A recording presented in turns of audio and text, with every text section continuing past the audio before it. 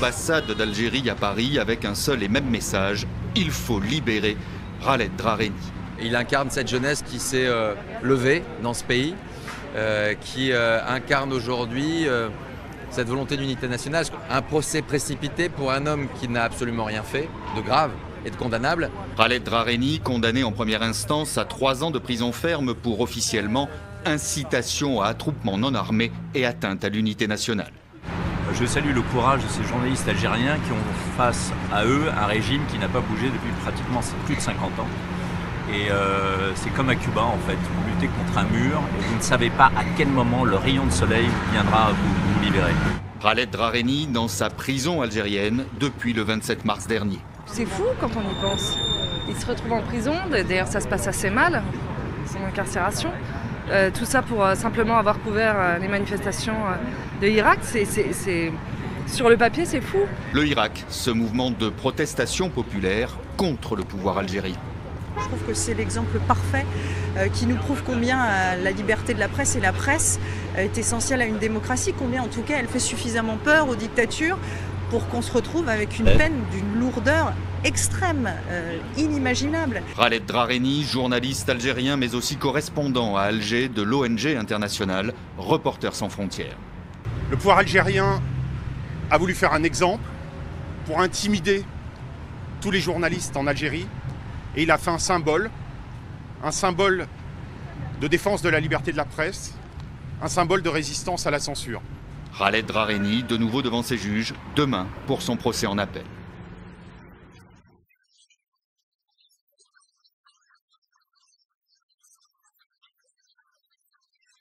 Dans les rues de Rabat, marche de soutien au mouvement de protestation du Irak. Les maires sont en tête de cortège, indignés par le verdict. Le 26 juin dernier, la justice marocaine a condamné 53 activistes du noyau dur du Irak à des peines allant de 1 à 20 ans de prison. Le chef de file du mouvement, Nasser Zefzafi, et 3 de ses compagnons ont écopé du maximum. C'est une tragédie. Quand j'ai entendu le verdict, je me suis senti mal. Cet homme a fait ce que personne d'autre n'a fait auparavant et je suis fière de lui. Nos enfants n'ont commis aucun crime. Ils n'ont ni volé, ni tué. Ils défendaient juste leurs droits. La foule a défilé de la place Bab el-Had, près de la Médina, jusqu'au Parlement, sans aucun incident. Dans les rangs, la présence notable du mouvement islamiste Justice et Dignité, le plus important du pays. Ces sentences sont injustes et n'ont qu'un seul objectif, la vengeance. Nous les déplorons et les dénonçons. Nous demandons aussi qu'elles soient révisées immédiatement et que l'État se réconcilie avec le peuple en lui accordant ses droits au lieu de l'opprimer. Entre 2016 et 2017, la région du Rif, dans le nord du pays, avait été agitée par un mouvement de contestation. Après la mort d'un vendeur de poissons qui s'opposait à la saisie de sa marchandise. Au fil des mois, la protestation a pris une tournure sociale et très politique. Nous vivons une crise politique, économique et sociale. Nous l'avons toujours dit et le répétons aujourd'hui. L'avancée du pays commencera avec la libération des détenus du Rif et des autres régions. Tous les détenus ont décidé de faire appel du verdict. Le roi du Maroc dessiné dans une serrure. Cette caricature, un jeune Marocain de 18 ans, Walid Bauman, a eu la mauvaise idée de la publier sur sa page Facebook. Il a été condamné il y a quelques jours à 1 an de prison pour, je cite, atteinte aux valeurs sacrées du Maroc. Bonjour à tous, nous sommes aujourd'hui en compagnie de Sarah Eldrissi. Sarah, bonjour. Bonjour. Alors, nous vous contactons car vous avez fait partie du mouvement de protestation il y a eu lieu ces derniers jours à Rabat contre la libération donc d'un pédophile d'origine espagnole ou irakienne qui a écopé donc de 30 ans de prison ferme pour le viol donc je crois de 11 enfants qui étaient âgés entre je crois 4 et 15 ans. 2 et 14 ans, oui. 2 et 14 ans, très bien. Donc est-ce que vous pouvez revenir sur cette affaire et nous expliquer ce qui a mené donc à cette manifestation qui a été, je crois aussi, violemment réprimée. Beaucoup de familles, de femmes et d'hommes qui sont venus avec leurs enfants pour manifester et appelant aussi à l'annulation de la grâce royale. Cette manifestation a été réprimée par les forces de l'ordre. Il y a eu exactement, je dirais, 63 blessés. y compris beaucoup de journalistes et 3 enfants qui ont été blessés aussi durant le sit-in. Il y a eu beaucoup d'activistes qui ont été arrêtés, qui ont été tabassés et puis relâchés. Il y a eu un autre sit-in qui a eu lieu à Tétouan le jour même, mais vers 4 heures. Le sit-in a aussi été réprimé. Bizarrement, hier, il y a eu un autre sit-in à Agadir, mais les forces de l'ordre n'ont pas intervenu. Donc, il y aura en fait 3 ou 4 sit-ins durant les jours qui viennent. Vous parliez donc d'une association de défense des droits de l'enfant qui a donc dit que le roi avait parfaitement le droit de gracier cette personne si telle était sa volonté. Voilà, si telle n'était pas là, c'était en quelque sorte la déclaration faite par la présidente de l'association. Et comme je viens de le mentionner, le fait d'avoir une telle déclaration de la part de cette association est assez, je dirais, sensible ou assez choquant pour nous, parce que, comme je disais, cette association est la première association de défense des droits de l'enfant dans le monde arabo-musulman. C'est une association qui est très proche aussi du régime. C'est une association qui est pro-régime, donc forcément qui supporte chaque décision prise par le palais royal ou par le gouvernement. En quoi cette affaire est symptomatique du phénomène de la pédocriminalité au Maroc? Voilà, comme je disais tout à l'heure, ce n'est pas la première personne qui vient au Maroc et qui viole des enfants et qui repart sans être pénalisée. Déjà, le fait d'octroyer la grâce royale à un pédophile qui a violé 11 enfants, qui a été condamné par le tribunal de 30 ans de prison, et d'avoir cette grâce qui vient et qui libère un criminel comme ça, c'est un encouragement à tous les pédophiles du monde de venir faire du tourisme sexuel au Maroc.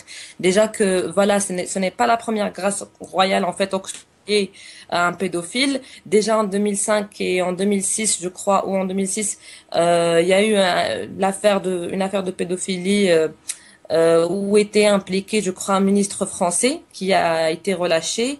Il y a eu une autre grâce royale qui a été octroyée à un autre pédophile, je crois en 2006. Donc ça, ce n'est pas une première, mais c'est justement en fait la raison pour laquelle cette fois il y a une grande propagande médiatique, vu que beaucoup de jeunes se sont mobilisés, que toutes les familles étaient assez choquées par l'affaire, et donc voilà, c'est un petit peu pour ça. Du coup, le roi a tout de même réagi à la mobilisation populaire. Bon, tout d'abord en réprimant les manifestations, mais récemment un communiqué a été diffusé dans lequel le roi affirme qu'il n'avait pas connaissance des crimes de la personne qui a donc été relâchée, ce qui est quand même un peu inquiétant, c'est-à-dire qu'il diffuse la grâce sans même regarder quels ont été les crimes commis par la personne. Voilà, l'excuse est encore pire que l'acte même. Je ne pense pas qu'on puisse justifier une telle ignorance. En fait, je vais commencer un petit peu avant. Déjà, après l'annonce, il y a eu un communiqué de presse de la part du porte-parole du gouvernement, de Mohamed El-Khelfi, qui a affirmé que voilà, le gouvernement n'avait aucune connaissance de cette affaire, qu'il ne disposait d'aucune information.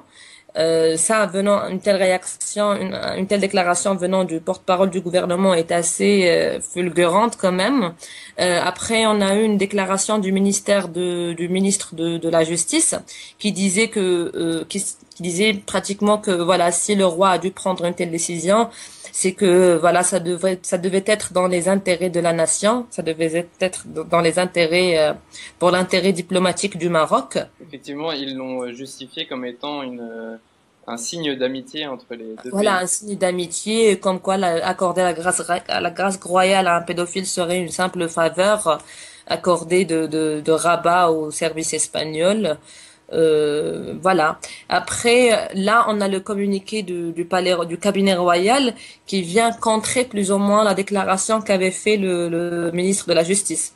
parce que là, on a le cabinet royal qui dit clairement que le roi ne savait pas qu'un pédophile a été libéré. Il ne savait pas que ce pédophile avait violé 11 enfants, qu'il prenait des vidéos pornographiques de ces derniers. Et voilà, là, c'est encore pire pour nous parce que du moment quand vous dites que quand vous libérez un pédophile, c'est déjà ignoble. Quand vous affirmez que vous ne saviez pas, c'est encore pire. C'est-à-dire l'excuse est pire que l'acte en soi. Et on ne sait pas jusqu'à quand on va payer les pots cassés de cette ignorance parce que ça devient insupportable. Et c'est inadmissible. C'est l'excuse la plus inadmissible qui soit. Pour la photo du roi, quand même. Bah oui. On est respectueux. D'abord, j'aime beaucoup ce roi. Mohamed VI? Oui. J'aime beaucoup ce qu'il fait. J'aime beaucoup les positions qu'il prend. On se demande qui gouverne le royaume. L'Obs a publié des photos du roi Mohamed VI tirées d'Instagram où visiblement il voyage et il s'amuse. Oui, depuis qu'il a largué sa meuf la princesse, il passe son temps à voyager, à faire des selfies et fréquenter les rappeurs. C'est le seul roi au monde où quand tu vois passer des jet skis, c'est le cortège royal. Il est en pleine crise de la cinquantaine. Et quand tu passes ton temps à faire des photos en tenue pop-rock avec des stars de la télé-réalité en écoutant du Maître Gims, c'est que t'en as rasé la noute du protocole.